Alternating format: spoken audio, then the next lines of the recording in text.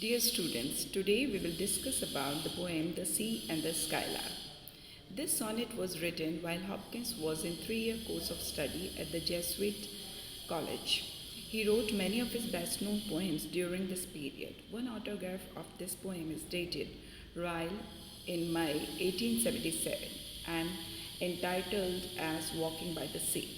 Suffering from fatigue, Hopkins is granted permission to spend some time at the seaside resort town of Rye, 8 miles north of St. Bruno's. Hopkins write letter to his friend Robert Bridges on 26 November 1882 that this poem was written during his Welsh days when he was fascinated with sin-handed sound arrangement within one lines, using stress, alliteration, and rhyme. Two sounds are entrenched in his thinking as he walks along the beach. On his right, the ebb and the flow of the waves on the shore, and on his left, the unfurling song of the skylark. In the sestet, the last 6 lines of the sonnet, Hopkins reflects on what a shame it is that we have lost the ability to pay attention to and appreciate these sounds of creation, the sea and the skylark. It is a regular Petrarchan sonnet, rhyming ABBA, ABBA, CD, CD, CD, with a clearly marked division between octave and sestet, with unusually each section being again divided into half, into 2 quatrains of 2 tercets, as the case may be. In the octave, Hopkins compares 2 ancient sounds, that of the sea and that of a songbird. The skylark, one of whose favorite haunts is sand dunes. The first quatrain deals with the sea. Hopkins is walking along the shore near the North Wales town of Ryle, some 6 or 7 miles from the college. Ryle was then an up-and-coming tourist resort on account of its wide sandy beach. Walking westward, he would have the sea on his right hand. He remarks particularly on the contrasting sound of the high and the low tides. The sea and the skylark, we see a sudden loss of hope concerning the restorative potential of humanity. Instead of seeing nature as a forum for the masses to gain an understanding similar to his own, Hopkins suddenly creates a sense of complete isolation from the rest of the mortal world, as he considers what is essentially their self-inflicted downfall. His manner of doing this, however, is still located very specifically within the natural world, as he literally plays nature and man off one another, and through this illustrate his belief that humanity is failing in the sight of God. Indeed, as a work concerned with the disappointment of human potential, the sea and the skylark is sobering both through its effective use of its simple comparative style and stark inversion of the process of mankind's creation. The first line of the poem clearly sets the context and the motivation of the work, as the narrator introduces the idea that we are not only dealing with the effects of 2 different sounds, but also that they are significant, too old to end, giving an immediate sense both of their timelessness and the reverence they are due. He then moves simply to distinguish between them, as the first stanza is concerned with the sound to his right, namely the sea, and the second deals with that to his left, a skylark. We are struck both by the immediate appeal they produce through the emphatic use of compound language, typical of Hopkins' style, in crisp of curl of wild winch will, and by the significant sense of permanence he equates with them, frequenting there while moon shall wear and bend, alluding back to the feeling that they are simply too old to end, and this contrasts with the image of humanity presented in the final 2 stanzas. In contrast with the permanent and powerful sound of the bird and the sea, the town nearby for Hopkins is shallow and frail, illustrating the transitory and insignificant nature of civilization. Indeed, the sound of nature literally shame mankind because of their purity, and this completely overpowers the sordid town nearby.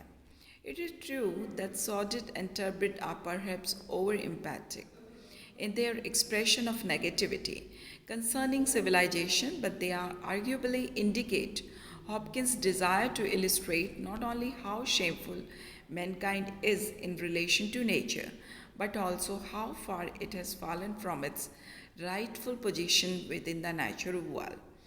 We, life's pride and cared for crown, where God created mankind as literally the crowning glory of his world. The rulers over both animal and plant, the poet now appreciates that this situation and power is no longer afforded to a humanity that has lost that cheer and charm of earth's past prime, that has been reduced to a level far below both the sea and the skylark to whom the poet turns for relief. This time, the poet is placed apart from the rest of humanity, and there is significantly no sense that a restoration to God might bring him closer to his kind once more. Instead, the final stanza illustrates the complete regression of mankind back to inanimate matter or slime, inverting the natural process of evolution and echoing the Christian belief in the creation of man. Through this reference to the creation story, it is arguable that in the context of the failings of society and alienation from God, Hopkins alludes to the first fall of mankind in the Garden of Eden. Of course, the sins of Adam and Eve were accounted for by the birth and death of Christ, but significantly, no comfort such as this is given at the end of the poem. Unlike the final line of God's grandeur, there is no hope for the moral enhancement of mankind through a potential realization of the interest of God in nature. Instead, humanity, in contrast with the sea and the skylark, who remain too old to end, has become frail due to its corruption and oblivion to God, meaning that it cannot withstand the time scale of nature. In a moment of bleak reality, Hopkins loses his faith in humanity, restoration to God, seeing alienation as absolute and regression to dust and slime as inevitable. The first part can be classified as two quatrains in the rhyme scheme ABBA, ABBA, thus the embracing rhymes. Hopkins uses this rhyme pattern to describe the coherence and regularity of nature, exemplifying it by the sea and the skylark. To underline this harmonious effect of the sea and the lark, he makes great use of various sound patterns, starting in line first, where we can find two identical rhymes symbolizing uniformity and endlessness. Furthermore, Hopkins works with many alliteration. Also, the continuous use of masculine and rhymes implies a certain regularity to the reader, and so does the dominating rhythm of iambic pentameter. Even though here we find some variation, Hopkins inserts those consciously on certain parts of the poem, beginning in line second and more obviously in line third. These deviations of the meters serve to illustrate how within this endless conformity of the sea still occurs some alliterations. The next two lines then imply again regularity, enforced by rhythm and sound pattern, showing what harmonious unity sea and bird nevertheless build. The vivid and agile sound of the lark singing now interrupts this regularity as is indicated by the irregular rhythm in line 6 and the enjambment from the line 6 to 7 and 7 to 8. But still there is a harmony expressed with the help of immediately consecutive alliteration in these three lines. The second part of the sonnet, consisting of two tessates, now disturb the interaction of the sea and the skylark by introducing a different rhyme scheme, CDC, DCD, and irregularities in rhythm. Again, Hopkins uses certain sound pattern to underline his message. For example, the alliterations reading out loudly shame and shallow. One puts automatically more notion and accent on those words. The same effect has the internal single rhyme of the alliteration cheer and charm. On the other hand, again signalizes unity and sets nature in harmony in contrast to the disturbing factors.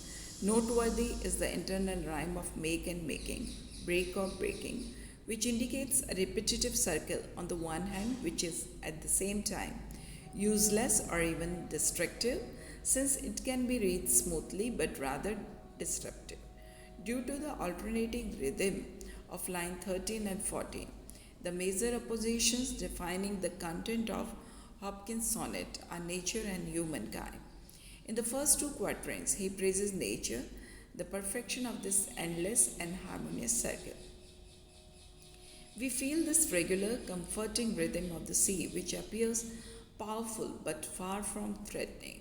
The amazing interaction between tides and moon is mentioned, which reminds us of how clever everything on earth is regulated by nature itself, and how well this principle works, as it has been working for ages and is going to last in the future.